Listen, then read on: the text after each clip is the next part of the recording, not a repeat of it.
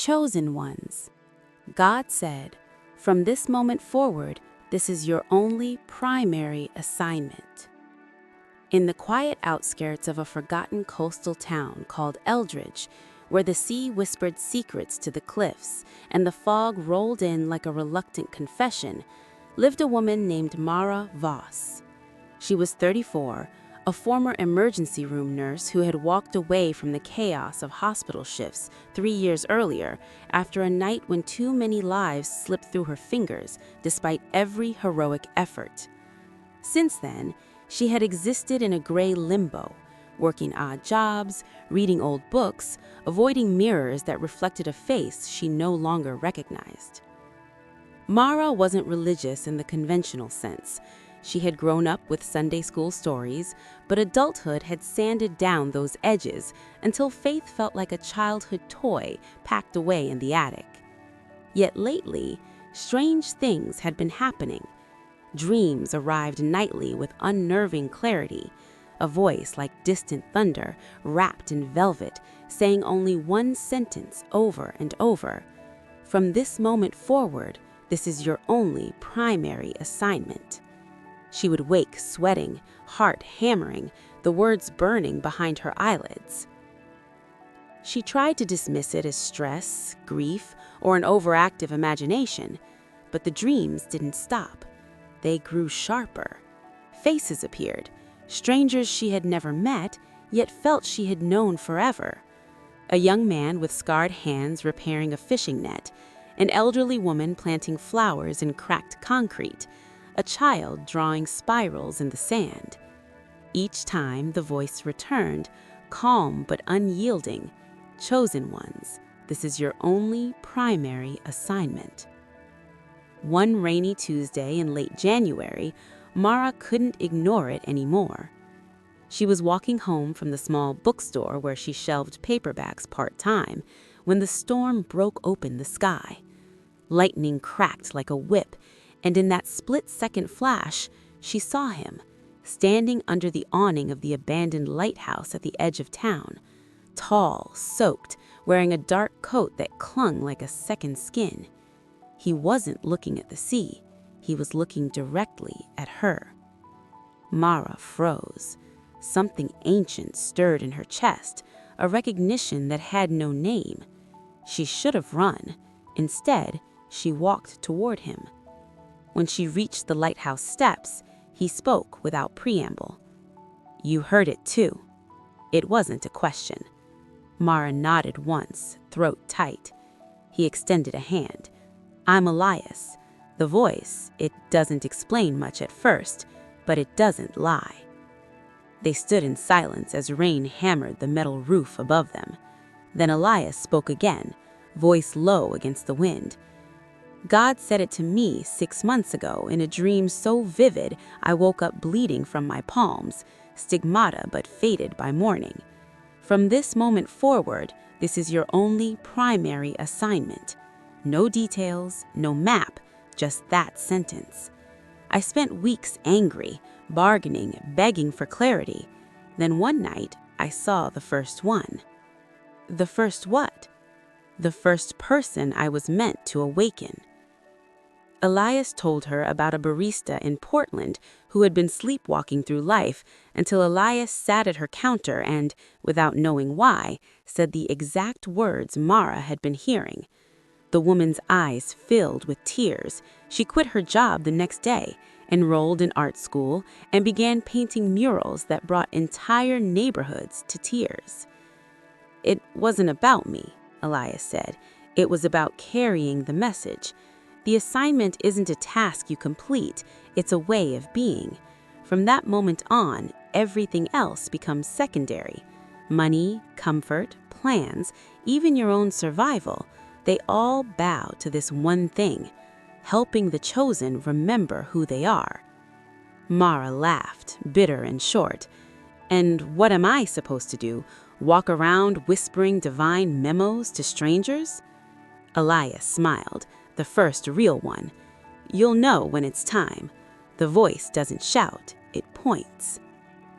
That night, Mara dreamed again, but this time it wasn't just the voice. She saw a map, not of roads, but of light. Thin, golden threads connecting people across cities, across years. Some threads were dim, flickering like candles in wind. Others burned bright. And at the center of every bright thread was a person who had heard the call and said yes. She woke at 3:17 a.m. with tears streaming down her face.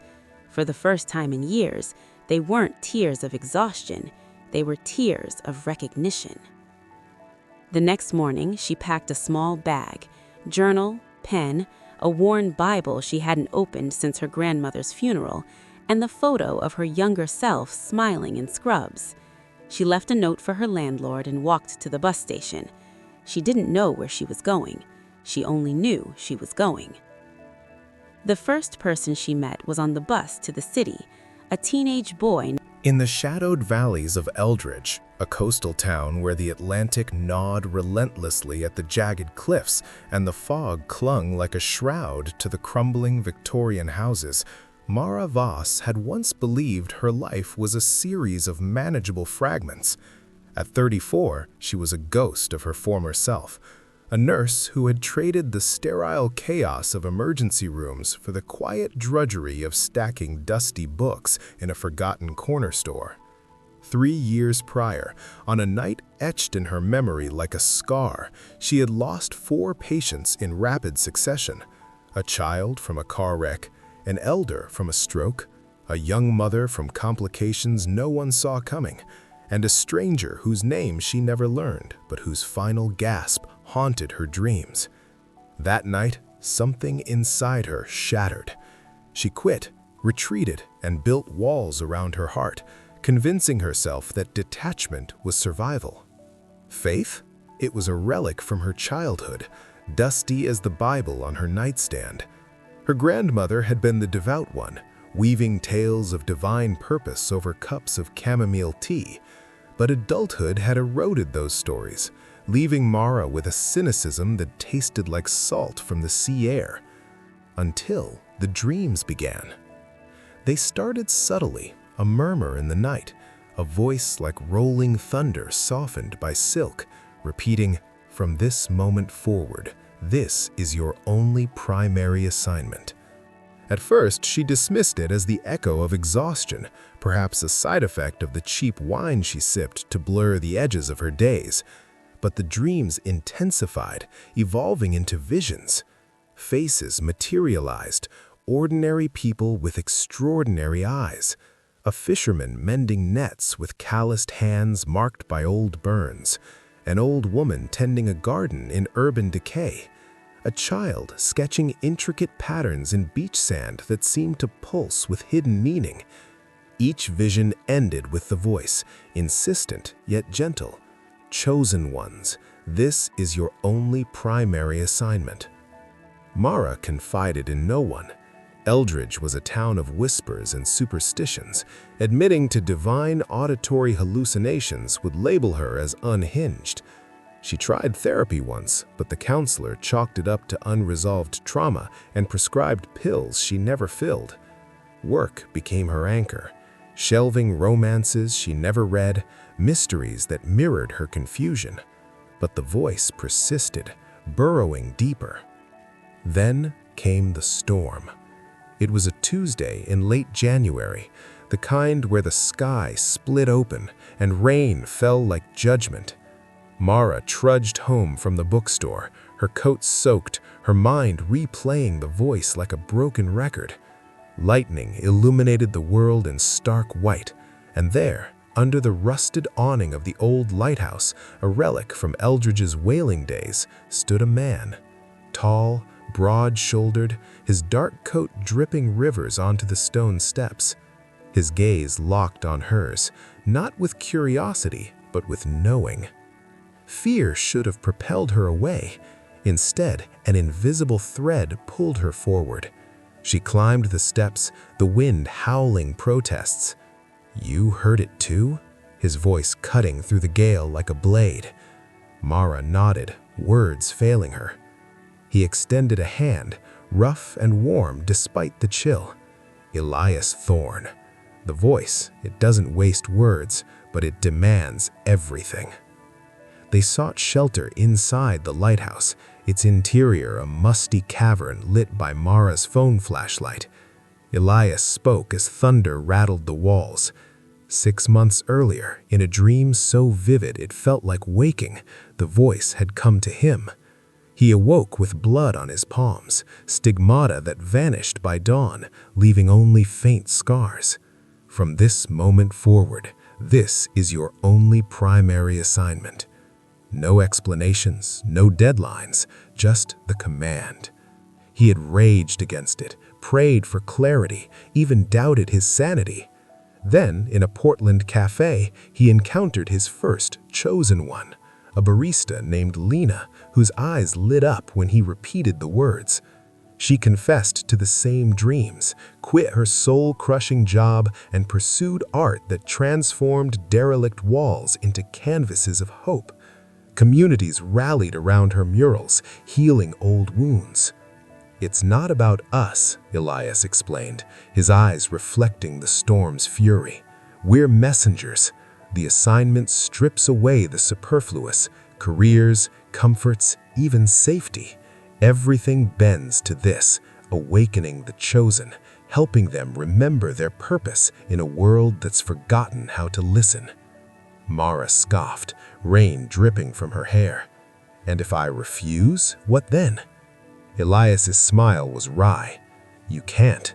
The voice chooses. It persists until you yield." That night, back in her cramped apartment, where the walls seemed to close in, Mara dreamed again.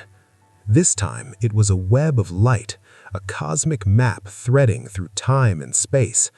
Golden strands connected souls, some faint and flickering. A thread ignited, faint but growing.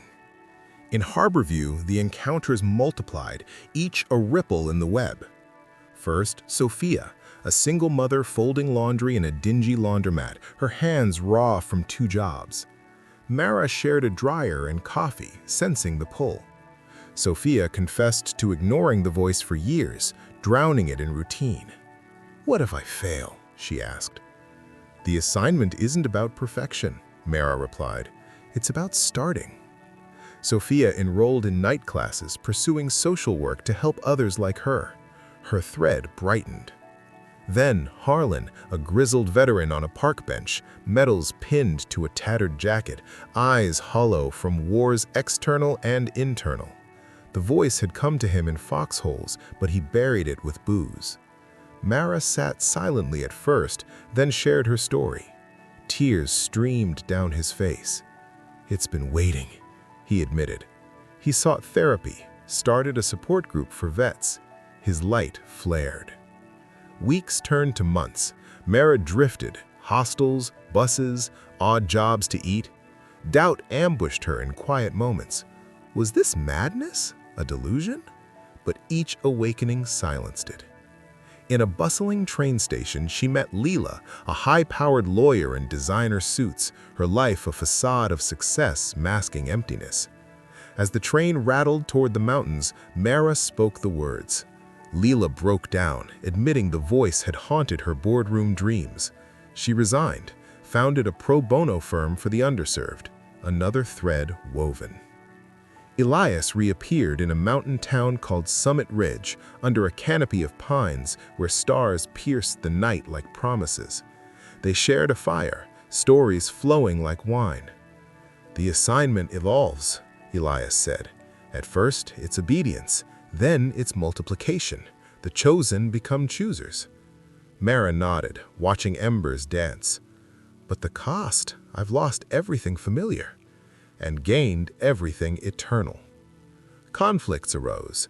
In a desert outpost, a man named Reyes heard the message but rejected it, fearing it would upend his criminal empire.